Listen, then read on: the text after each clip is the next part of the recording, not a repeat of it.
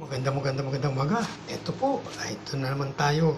Ay, magluluto na naman tayo ng sinigang na ulo ng isda. Nakikita niyo yan? Ayan. Ayan, ang lalaki niya, no? Ayan. 3 piraso po yan na malalaki. Ano ko po yan, sisigang ko para may sabaw ako kasi wala tayong sabaw ngayon. Ayan po yung sisigang natin, 3 pirasong ulo ng isda. At ito nga, meron na tayong makandang pansisigang natin. Ayan po yung maraming luya ginawa ko. Tsaka kamatis. At meron tayong sibuyas. At lalong-lalo na, meron tayong 3 pirasong lemon. Ayun ang pang-aasim natin po, yung lemon na to para masarap-sarap. O yan, unahin na po natin at napainit na po ako ng tubig. Unahin na po natin ating luya. Yan, mainit na. Lagyan na po natin itong ating mga sahog, itong luya. Hindi ko na po ginisa. May luya naman po yan. Yan. Tapos sibuyas, lagyan natin ng sibuyas. Yan, sibuyas. Kamatis.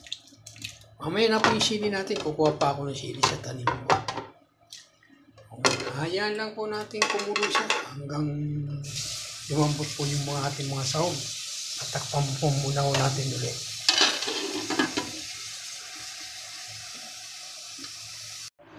O yan, titignan na natin kung ayos na. O yan, kumukulo na siya. Lagyan na natin itong ating ulo. Yan, ulo ng isda.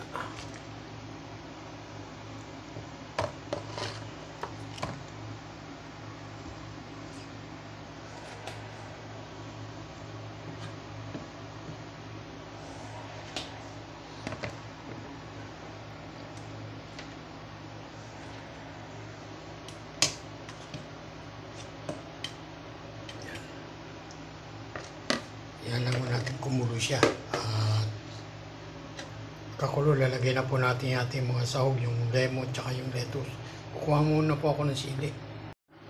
So yan, tingnan natin yan, nakakulo na siya. At hindi ko na napakita sa inyo yung paglagay ko ng lemon tsaka yung gulay ko. Ito, titimplahan na natin. Timplahan na natin ng asin. Ay, bechin muna, lagyan natin muna ng bechin. Unang bechin, tsaka asin, lagyan natin asin.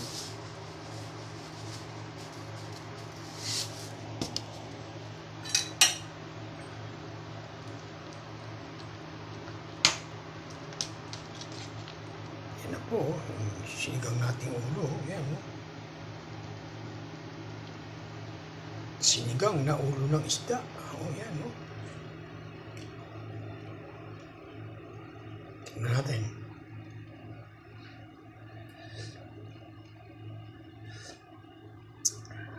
Yan, ayos na. Ayos na po ang lasa. Sige po, hanggang dito na lang po ang aking video. Sana panoorin niyo po ang aking video. At pasupport na lang po sa video kong ito.